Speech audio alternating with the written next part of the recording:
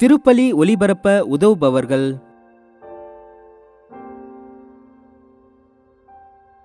C. Michael bro, இவரின் ஆன்ம இளைப்பாற்றிற்காக வேண்டி.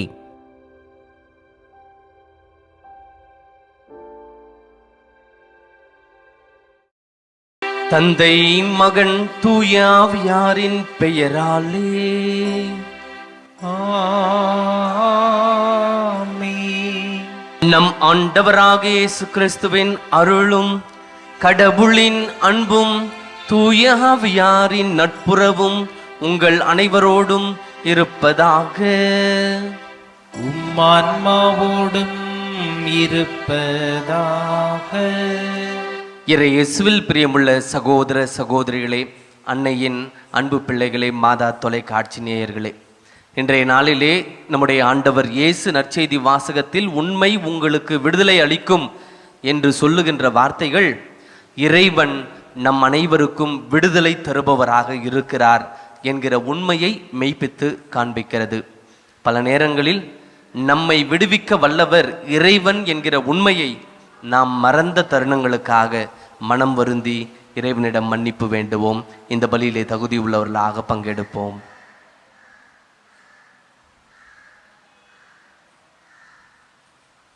எல்லாம் வல்ல இறைவனிடமும் சகோதர சகோதரிகளே, உங்களிடமும் நான் பாவியனை ஏற்றுக்கொள்கிறேன். ஏனெனில் என் சிந்தனையாலும் சொல்லாலும் செயலாலும் கடமையில் தவறியதாலும் பாவங்கள் பல செய்தேன். என் பாவமே, என் பாவமே, என் பெரும்பாவமே. ஆகையால் எப்பொழுதும் கன்னியான புனித மரியாவையும் வானதூதர் புனிதர் அனைவரையும் சகோதர சகோதரிகளே உங்களையும் நம் இறைவனாகிய ஆண்டவரிடம் எனக்காக வேண்டிக் கொள்ள மன்றாடுகிறேன். எல்லாம் வல்ல இறைவன் நம் மீது இரக்கம் வைத்து நம் பாவங்களை மன்னித்து நம்மை நிலை வாழ்விற்கு அழைத்து செல்வாராக. ஆமென். ஆண்டவரே இரக்கமாயிரும். கிறிஸ்துவே இரக்கமாயிரும். ஆண்டவரே இரக்கமாயிரும். கிறிஸ்துவே இரக்கமாயிரும். மன்றாடுவோமாக. பரிவுள்ள இறைவா, தவத்தால் புனிதம் அடைந்துள்ள உம் மக்களின் இதயங்களை ஒளிர்வித்தருளும். இறை பற்றுடன் உம்மை மன்றாடுவோருக்கு கனிவுடன் செவி சாய்த்தருள்வீராக. உமோடு தூய ஆவியாரின் ஒன்றிப்பில் இறைவனாய் என்றென்றும் வாழ்ந்து ஆட்சி செய்கின்றவர் வழியாக உம்மை மன்றாடுகின்றோம்.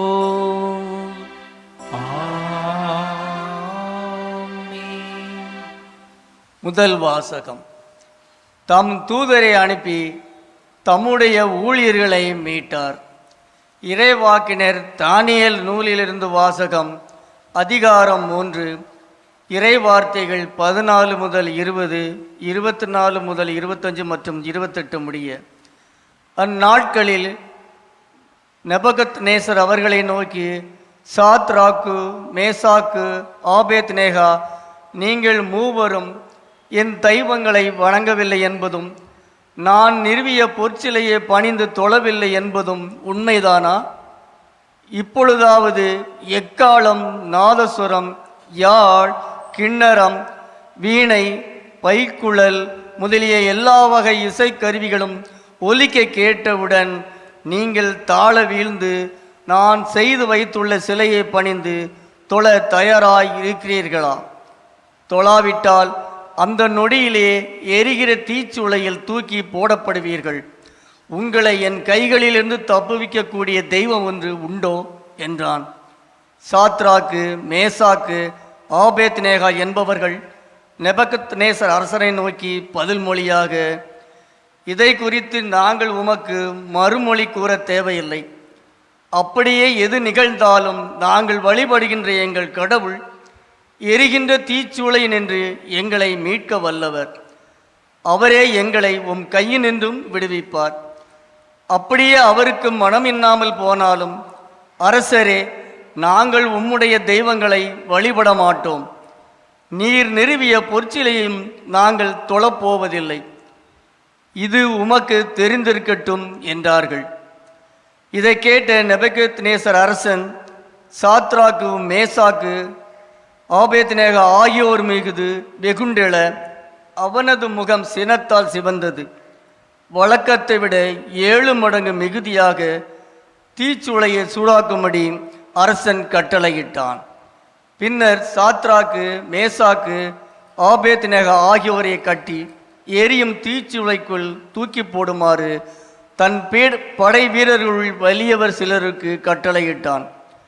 அப்பொழுது நேபுகத்நேசர் அரசன் வியப்புற்று விரைந்தெழுந்து தன் அமைச்சர்களை நோக்கி, 3 பேரே தானே கட்டி நெருப்பினுள் எறிந்தோம் என்றான். ஆம் அரசரே என்று அவர்கள் விடையளித்தனர். அதற்கு அவன், கட்டவிழ்க்கப்பட்டவர்களாய் நெருப்பின் நடுவில் 4 பேர் உலவுகிறதை நான் காண்கின்றேன். அவர்களுக்கோ ஒரு தீங்கும் நேரவில்லையே. மேலும் 4வது ஆள் தெய்வ மகன் ஒருவர் போல் தோன்றுகிறானே என்றான். அப்பொழுது நேபுகத்நேசர் சாத்ராக்கு, மேசாக்கு, ஆபத்நேக ஆகியோரின் கடவுள் புகழப்படுவாராக. தங்கள் கடவுளை தவிர வேறெந்த தெய்வத்தையும் பணிந்து தொழ மறுத்து அரசனது கட்டளையையும் பொருட்படுத்தாமல் அவர் மேல் நம்பிக்கை வைத்த தங்கள் உடலை கையளித்த அவருடைய ஊழியர்களை அவர் தம் தூதரை அனுப்பி மீட்டருளினார் என்றான். ஆண்டவரின் அருள்வாக்கு. இறைவனுக்கு நன்றி. பதுலரி பாடல். என்றென்றும் அவரை புகழ்ந்து போற்றுங்கள், என்றென்றும் அவரை புகழ்ந்து போற்றுங்கள். எங்கள் மூதாதையரின் கடவுளாகிய ஆண்டவரே, நீர் வாழ்த்த பெறுவீராக. என்றென்றும் நீர் புகழ் பெறவும் ஏத்தி போற்ற பெறவும் தகுதி உள்ளவர். மாட்சியும் தூய்மையும் நிறைந்த உம் பெயர் வாழ்த்துக்குரியது. பதிலுரை பாடல். என்றென்றும் அவரை புகழ்ந்து போற்றுங்கள். சீரிய நல் உள்ளத்தோடு இறை வார்த்தையை கேட்டு அதை காத்து மனவுறுதியுடன் பலன் தருபவர் பேறு பெற்றோர்.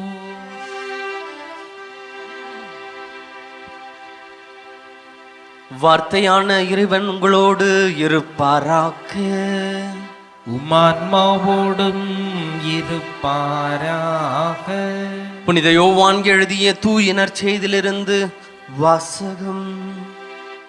ஆண்டவரே, மாட்சி உமக்கே. அதிகாரம் 8 இறை வார்த்தைகள் 31 42 முடிய. அக்காலத்தில் இயேசு தம்மை நம்பிய யூதர்களை நோக்கி, என் வார்த்தைகளை நீங்கள் தொடர்ந்து கடைபிடித்து வந்தால் உண்மையில் என் சீடர்களாய் இருப்பீர்கள், உண்மையை அறிந்தவர்களாயும் இருப்பீர்கள், உண்மை உங்களுக்கு விடுதலை அளிக்கும் என்றார். யூதர்கள் அவரை பார்த்து, உங்களுக்கு விடுதலை கிடைக்கும் என நீர் எப்படி சொல்லலாம்? நாங்கள் யாருக்கும் ஒருபோதும் அடிமைகளாய் இருந்ததில்லை, நாங்கள் ஆபிரகாமின் வழிமரபினர் ஆயிற்றே என்றார்கள். அதற்கு இயேசு, பாவம் செய்யும் எவரும் பாவத்திற்கு அடிமை என உறுதியாக உங்களுக்கு சொல்லுகிறேன். வீட்டில் அடிமைக்கு நிலையான இடம் இல்லை, மகனுக்கு அங்கு என்றென்றும் இடம் உண்டு. மகன் உங்களுக்கு விடுதலை அளித்தால் நீங்கள் உண்மையிலே விடுதலை பெற்றவர்களாய் இருப்பீர்கள். நீங்கள் ஆபிரகாமின் வழிமரபினர் என்பது எனக்கு தெரியும், ஆனால் என் வார்த்தை உங்கள் உள்ளத்தில் இடம் பெறாததால் நீங்கள் என்னை கொல்ல முயலுகிறீர்கள்.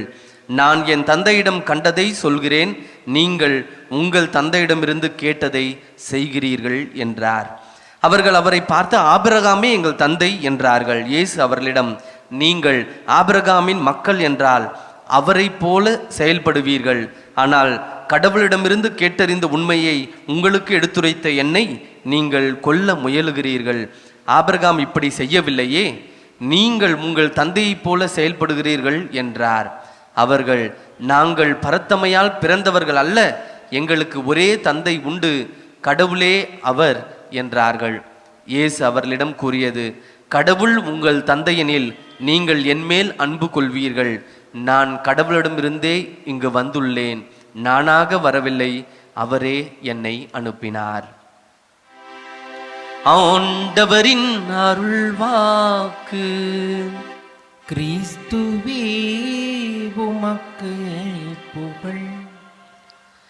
ஆண்டவரே, உம்முடைய வார்த்தை உண்மை, உண்மையினால் எங்களை உமக்கு அர்ப்பணமாக்கி அருளும்.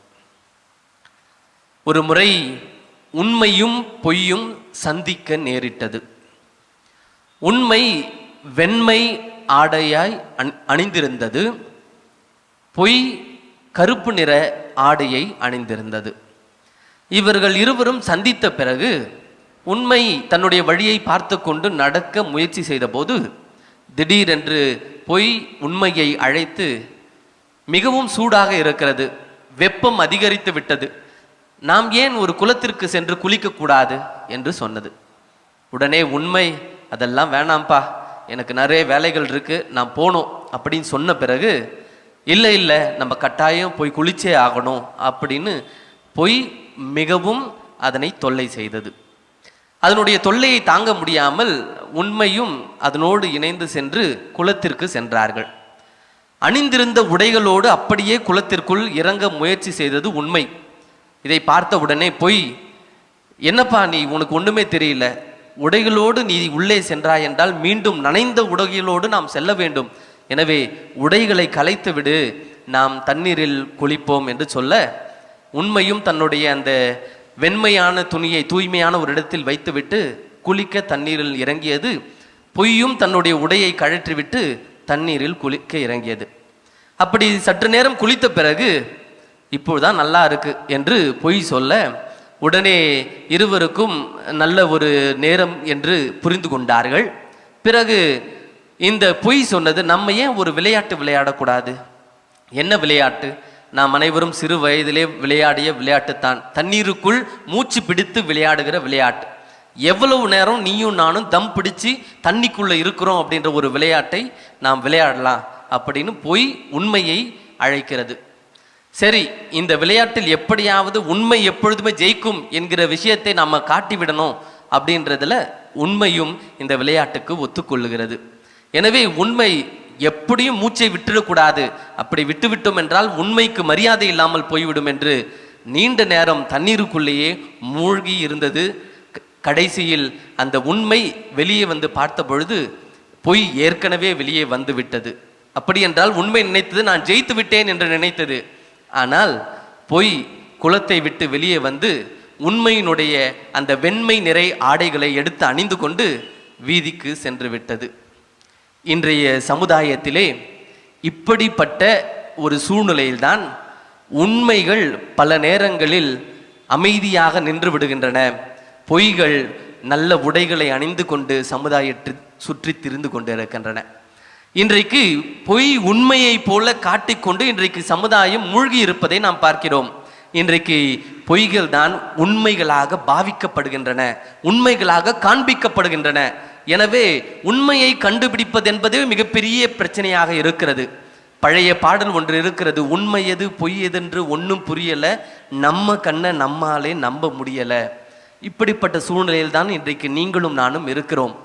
இப்படிப்பட்ட ஒரு சூழ்நிலையிலே இயேசு இன்றைக்கு நம் அனைவரையும் பார்த்து, உண்மை உங்களை விடுவிக்கும், உண்மை உங்களுக்கு விடுதலை அளிக்கும் என்று சொல்லுகிறார் என்று சொன்னால், உண்மை என்றால் என்ன என்று நாம் பார்க்கின்ற பொழுது, யோவான் நற்செய்தி அதிகாரம் 14 இறை வார்த்தை 6 வழியும் உண்மையும் வாழ்வும் நானே என்று இயேசு சொல்லுவதை பார்க்கிறோம். அப்படி என்றால் ஒரு விடயம் நமக்கு தெளிவாகிறது, உண்மை என்றால் இயேசு. ஆக உண்மையின் வழி எது என்றால் இயேசுவின் வழிதான் உண்மையின் வழி என்பது நமக்கு சாத்தியமாகிறது. ஆக இயேசுவை பின்பற்றுகிறவர் உண்மையை பின்பற்றுகிறார், இயேசுவின் வழியை பின்பற்றுகிறவர் உண்மையின் வழியை பின்பற்றுகிறார். யார் ஒருவர் உண்மையின் வழியை பின்பற்றுகிறாரோ அவர்கள் தெரிந்தோ தெரியாமலோ இயேசுவை பின்பற்றி கொண்டுதான் இருக்கிறார்கள். இப்படிப்பட்ட ஒரு நிலையில்தான் நாம் இன்றைக்கு உண்மையை பற்றி தெரிந்து கொள்ள அழைக்கப்படுகிறோம். பல நேரங்களில் பிளாத்து சொன்னது போல, உண்மையா அது என்ன என்பது போல பல நேரங்கள் நம்முடைய வாழ்விலும் உண்மையா அது என்ன என்கிற கேள்விகளை நாம் கேட்டுக்கொண்டிருக்கிறோம். ஆனால் உண்மை என்பது நமக்கு விடுதலை அளிக்கும் என்று ஆண்டவர் இயேசு இன்றைக்கு எடுத்து எம்புகிறார். அப்படி என்றால் இறைவன் உண்மையினுடைய இயல்பை நமக்கு புரிய வைக்கிறார். உண்மைக்கு என்று ஒரு தன்மை இருக்கிறது. அது என்ன தன்மை என்று சொன்னால் விடுதலை அளிக்கும் தன்மை அல்லது விடுவிக்கும் தன்மை. இன்றைக்கு முதல் வாசகத்திலும் சரி, இன்றைக்கு நற்செய்தி வாசகத்திலும் சரி, இந்த விடுதலை அளிக்கின்ற பண்பை நமக்கு வெளிப்படுத்துவதை பார்க்கிறோம். ஆக எங்கே விடுதலை என்கிற ஒன்று இருக்கிறதோ, எங்கே சுதந்திரம் என்று ஒன்று இருக்கிறதோ, அங்கே கட்டாயம் உண்மை இருக்கும். உண்மை இருக்கின்ற இடத்தில் சுதந்திரம் இருக்கும். சுதந்திரம் இருக்கிற இடத்தில் கட்டாயம் உண்மை இருக்கும். எங்கே சுதந்திரம் இல்லையோ, எங்கே பொய்மை நிறைந்திருக்கிறதோ அங்கே கட்டாயம் சுதந்திரம் இருக்காது. எங்கே உண்மை நிறைந்திருக்கிறதோ அங்கே கட்டாயம் சுதந்திரமும் விடுதலையும் இருக்கிறது என்பதை நமக்கு இன்றைய வாசகங்கள் எடுத்து எம்புகிறது. ஆக இன்றைக்கு நாம் இந்த உண்மையை பற்றி சிந்திக்கின்ற பொழுது இந்த உண்மையினுடைய இயல்பு, உண்மை நமக்கு விடுதலை தரும் என்கிற இயல்பு முதல் வாசகத்திலே தரப்படுகிறது. எப்படி என்று பார்க்கிற பொழுது முதல் வாசகத்திலே பார்க்கிறோம், அந்த 3 இளைஞர்கள் அவர்கள் வற்புறுத்தப்படுகிறார்கள். அதனுடைய பின்புலத்தை நாம் பார்க்கின்ற பொழுது நேபுக்கத்நேசர் அரசர் 90 அடி உயர அந்த உருவச் சிலையை வணங்க சொல்லி கேட்கிறார்கள். உயிருக்கு பயந்தவர்கள் அந்த தங்களுடைய நம்பிக்கையை விட்டுவிட்டு நேபுக்கத்நேசருடைய அந்த உருவ சிலையை வணங்குகிறார்கள். ஆனால் தங்களுக்கு உண்மையான கடவுள் ஒருவர் மட்டும்தான், அவரை தவிர வேறு யாரையும் நாங்கள் வணங்கப் போவதில்லை என்று இந்த 3 இளைஞர்களும் தைரியத்தோடு நின்றார்கள் அல்லவா? அதுதான் உண்மையின் பலம். எப்பொழுது யார் ஒருவர் உண்மையின் பக்கம் நிற்கிறாரோ அவருக்கு முதலாவதாக மன உறுதி கிடைக்கிறது. யார் ஒருவர் உண்மையை கொண்டிருக்கிறாரோ அவர் தைரியமாக இருப்பார், அவர் மன உறுதி கொண்டிருப்பார். அப்படித்தான் இந்த இளைஞர்களும் தைரியத்தோடு, அவர் அரசராக இருந்தாலும் உண்மை கடவுளை தவிர வேறு யாரையும் நாங்கள் வணங்க மாட்டோம் என்று சொல்லி மன உறுதியோடு நின்றார்கள். எப்பொழுது நீங்களும் நானும் உண்மையின் பக்கம் நிற்கிறோமோ முதலாவது நமக்கு மன உறுதி கிடைக்கிறது. எப்பொழுது நீங்களும் நானும் உண்மையின் பக்கம் நிற்கிறோமோ இரண்டாவதாக நமக்கு நம்பிக்கை ஆழப்படுகிறது. இந்த 3 இளைஞர்களும் அவர்கள் பயமுறுத்தப்படுகிறார்கள். நீங்கள் என்னை வணங்கவில்லை என்று சொன்னால் உங்களை தீச்சூளையில் நான் போட்டு விடுவேன் என்று சொல்லுகிறார்கள்.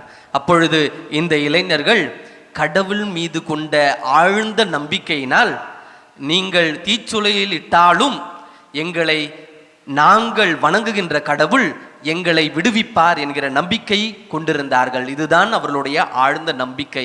எப்பொழுது நாம் உண்மையின் பக்கம் நிற்கிறோமோ நாம் ஆழ்ந்த நம்பிக்கையை கொண்டிருக்கிறோம். ஆக இரண்டாவதாக ஆழ்ந்த நம்பிக்கை நமக்கு கிடைக்கிறது. மூன்றாவதாக பார்க்கின்ற பொழுது எப்பொழுது நீங்களும் நானும் உண்மையின் பக்கம் நிற்கிறோமோ அப்பொழுதுதான் பிரச்சனைகளை சந்திக்க வேண்டிய தயாராக இருக்க வேண்டும். காரணம், இவர்கள் உண்மையின் கடவுளை வணங்குவதற்காக தயாராக இருந்தார்கள். அதுதான் அவர்களுக்கு தீச்சுளையை கொண்டு வந்தது. எப்பொழுது நீங்களும் நானும் உண்மையின் வழியில் நடக்க நினைக்கிறோமோ கட்டாயம் பிரச்சனைகள் வரும், கட்டாயம் துன்பங்கள் வரும், கட்டாயம் நம்முடைய வாழ்க்கையில் பிரச்சனைகள் பன்மடங்காக கிடைக்கும். ஆனாலும் கூட அந்த துன்ப நேரத்திலும் அந்த பிரச்சனைகள் இருக்கின்ற சூழ்நிலையிலும் யார் ஒருவர் தளரா நம்பிக்கையோடு பற்றுறுதியோடு கடவுளை பற்றி கொள்ளுகிறாரோ அவருக்கு கடவுளுடைய பிரசன்னமே கிடைக்கும் என்பதுதான் இன்றைக்கு முதல் வாசகத்தில் நாம் பார்க்கிறோம். அந்த 3 இளைஞர்களும் தீச்சுளையில் போட்ட பிறகு அவர்களுக்கு ஏதொன்றும் ஆகாத பொழுது நான்காவதாக ஒரு மனிதர், யார் இவர், தெய்வ மகன் போல் தெரிகிறாரே என்று அவர்கள் பார்க்கின்ற பொழுதுதான் கடவுளுடைய பிரசன்னம் அவர்களை பாதுகாத்தது என்பதை நாம் பார்க்கின்றோம். நீங்களும் நானும் உண்மையின் பக்கம் நின்றோமேயானால் இந்த பூமியில் பல பிரச்சனைகளை சந்திப்போம், இந்த புவியில் பல துன்பங்களுக்கு உள்ளாக்கப்படுவோம். ஆனாலும் கூட நமக்கு நான்காவது நபராக, நம்முடைய நிழலாக நம்மை காக்கின்ற தெய்வம் நம்மோடு தொடர்ந்து வழி நடப்பார். உண்மையின் வழி நடப்போம். உண்மையான இயேசுவை பின்பற்றி அவருடைய வார்த்தைகளை கடைபிடித்து வாழுகின்ற பொழுது உண்மையின் சீடர்களாய் நீங்களும் நானும் இருப்போம். அதற்கான வரம் வேண்டுவோம். ஆமேன்.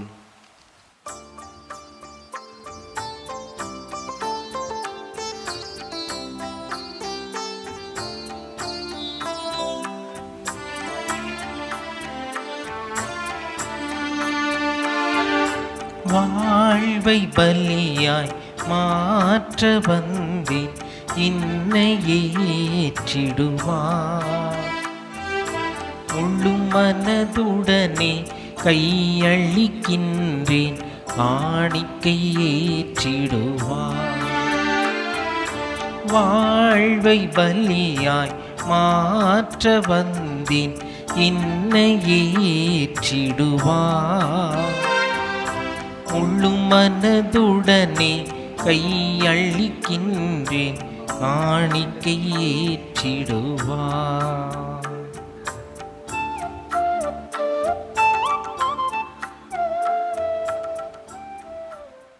அன்புமிக்க சகோதர சகோதரிகளே, உங்களுடையதும் என்னுடையதுமான இந்த பலி எல்லாம் உள்ள தந்தையாக இறைவனுக்கு ஏற்றதாகும்படி மன்றாடுங்கள்.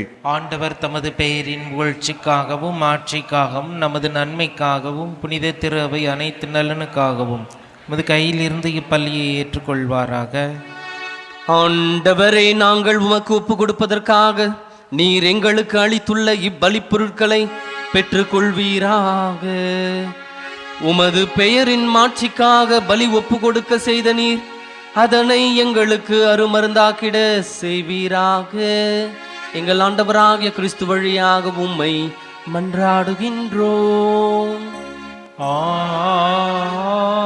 ஆமென். ஆண்டவர் உங்களோடு இருப்பாராக. உம்மான்மாவோடும் இருப்பாராக. இதயங்களை மேலே எழுப்புங்கள். ஆண்டவரிடம் எழுப்பியுள்ளோம். நம் இறைவனாகிய ஆண்டவருக்கு நன்றி கூறுவோம். அது தகுதியும் நீதியும் ஆனதே. ஆண்டவரே, தூயவரான தந்தையே, என்றும் உள்ள எல்லாம் அல்ல இறைவா, என்னாலும் எவ்விடத்திலும் நாங்கள் உமக்கு நன்றி செலுத்துவது மெய்யாகவே தகுதியும் நீதியும் ஆகும். எங்கள் கடமையும் மீட்புக்கு உரிய செயலும் ஆகும். எங்கள் தவம் முயற்சிகளால் நாங்கள் உமக்கு நன்றி செலுத்தவும், எங்கள் ஆணவத்தை தளர்த்தவும், ஏழைகளுக்கு உணவு அளிக்கவும், இவ்வாறு உமது கனிவிரக்கத்தை பின்பற்றவும் நீர் திருபுலம் ஆனீர். ஆகவே எண்ணற்ற வானதூதரோடு சேர்ந்து நாங்களும் உம்மை போற்றி புகழ்ந்தி ஒரே குரலில் சொல்லுவதாவது: தூயவர் தூயவர் தூயவர், வான்படைகளின் கடவுளாம் ஆண்டவர். விண்ணகமும் மண்ணகமும் உமது மாட்சியால் நிறைந்துள்ளன. உன்னதங்களிலே ஓசன்னா. ஆண்டவர் பெயரால் வருகிறவர் ஆசி பெற்றவர். உன்னதங்களிலே ஓசன்னா. ஆண்டவரே, நீர் மெய்யாகவே தூயவர், தூய்மை அனைத்திற்கும் ஊற்று. ஆகவே உம்முடைய ஆவியை பொழுந்தி காணிக்கைகளை தூய்மைப்படுத்த உம்மை வேண்டுகிறோம். இவ்வாறு எங்கள் ஆண்டவர் இயேசு கிறிஸ்துவின் திரு உடலும் திரு இரத்தமுமாக எங்களுக்கு இவை மாறுவனவாக. அவர் பாடுபட உளம் கனிந்து தம்மை கையளித்த போது அப்பத்தை எடுத்து நன்றி செலுத்தி அதை பிட்டு தம் சீடர்களுக்கு அளித்து இயேசு கூறியதாவது: அனைவரும் இதிலிருந்து பெற்று உண்ணுங்கள், ஏனெனில் இது உங்களுக்காக கையளிக்கப்படும் என் உடல்.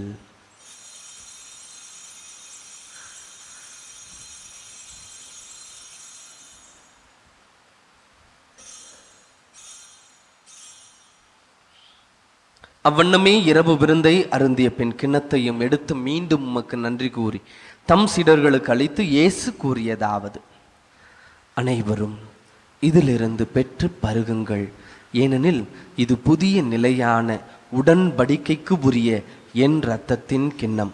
இது பாவ மன்னிப்புக்கென்று உங்களுக்காகவும் பலருக்காகவும் சிந்தப்படும். இதை என் நினைவாக செய்யுங்கள்.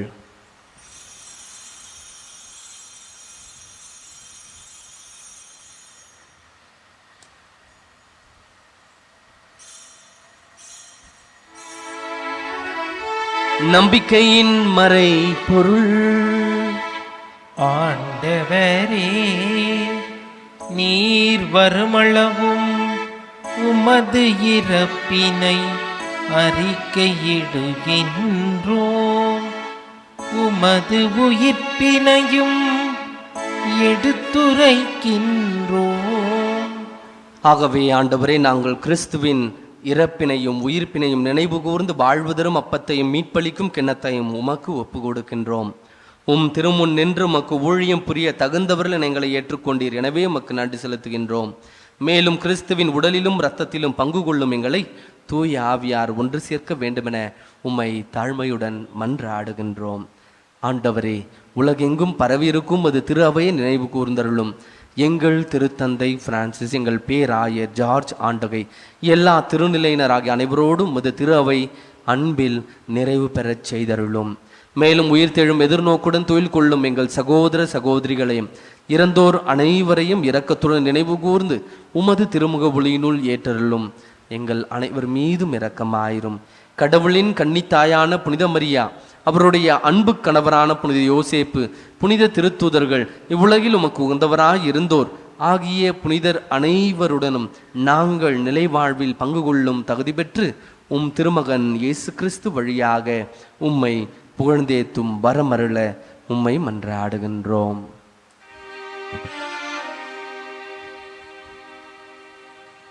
இவர் வழியாக இவரோடு இவரில் எல்லாம் வல்ல இறைவனாகிய தந்தையே,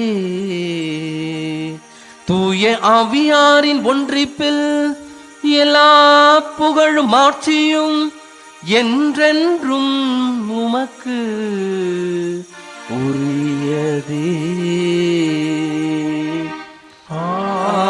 ஆமென். ஆமென்.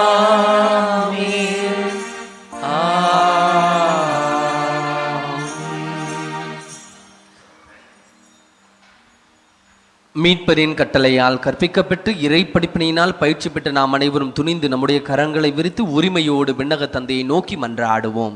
விண்ணுலகில் இருக்கின்ற எங்கள் தந்தையே, உமது பெயர் தூயது என போற்ற பெறுக. உமது ஆட்சி வருக. உமது திருவுளம் விண்ணுலகில் நிறைவேறுவது போல மண்ணுலகிலும் நிறைவேறுக. எங்கள் அன்றாட உணவை இன்று எங்களுக்கு தாரும். எங்களுக்கு எதிராக குற்றம் செய்வோரை நாங்கள் மன்னிப்பது போல எங்கள் குற்றங்களையும் மன்னியும். எங்களை சோதனைக்கு உட்படுத்தாதேயும், தீமையிலிருந்து எங்களை விடுவித்தருளும். ஆண்டவரே, தீமை அனைத்திலிருந்தும் எங்களை விடுவித்து எங்கள் வாழ்நாளில் அமைதியை கனிவுடன் அருளும் உம்மை மன்றாடுகிறோம். உமது இரக்கத்தின் உதவியால் நாங்கள் பாவத்திலிருந்து எப்போதும் விடுதலை பெற்று யாதொரு கலக்கமுமின்றி நலமாக இருப்போமாக.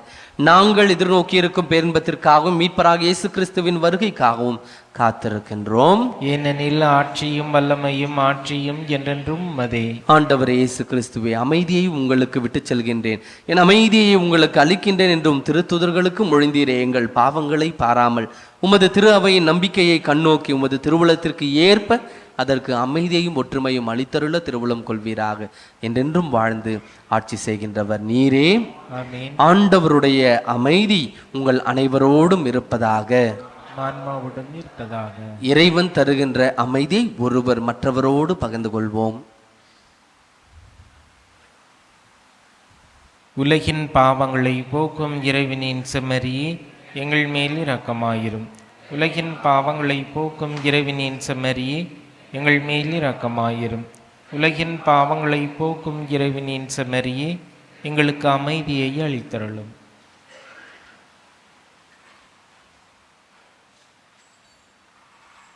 இதோ இறைவனின் செம்மறி, இதோ உலகின் பாவங்களை போக்குகிறவர், வழியும் உண்மையும் வாழ்வும் நானே என்று சொன்னவர், நம் அனைவரையும் உண்மையின் பக்கம் நம்மை அழைக்கிறவர். இவருடைய உன்னத விருந்திற்கு அழைக்கப்பட்ட நாம் அனைவரும் பேறு பெற்றோர். ஆண்டவரே, நீர் என் இல்லத்தில் எழுந்திருள்ள நான் தகுதியற்றவன். ஆனால் ஒரு வார்த்தை மட்டும் சொல்லியிருளும், எனது ஆன்மா நலமடையும். நன்றி கூறி மன்றாடுவோமாக. ஆண்டவரே, நாங்கள் பெற்றுக்கொண்ட மறைபொருள்கள் எங்களுக்கு விண்ணக மருந்தாய் அமைவனவாக. அதனால் இவை எங்கள் உள்ளங்களின் குற்றங்களை கழுவி முடிவில்லா பாதுகாப்பில் எங்களை உறுதிப்படுத்துவனவாக. எங்கள் ஆண்டவராகிய கிறிஸ்து வழியாக உம்மை மன்றாடுகின்றோம். ஆமென். ஆண்டவர் உங்களோடு இருப்பாராக. உமான்மாவோடும் இருப்பாராக. எல்லாம் வல்ல இறைவன் தந்தை, மகன், தூயாவி உங்கள் அனைவரையும் ஆசீர்வதிப்பாராக. ஆமென். உண்மையான இறைவன் நமக்கு விடுதலை அளிப்பார் என்ற நம்பிக்கையுடன் சென்று வாருங்கள். திருப்பலி நிறைவேறிற்று. இறைவனுக்கு நன்றி. திருப்பலி ஒலிபரப்ப உதவியவர்கள்: